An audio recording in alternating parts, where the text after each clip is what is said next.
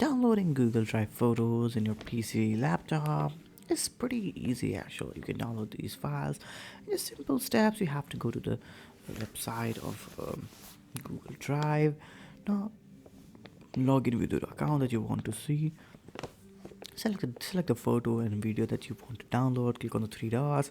You can simply save to device and download that video. It's just that simple.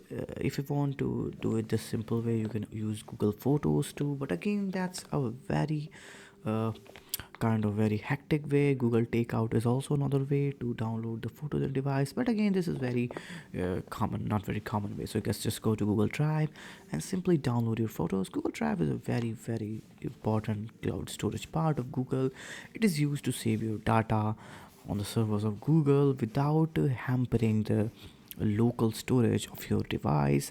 So this way you can simply just, it's 15 GB limit, but again you can increase it by the pricing.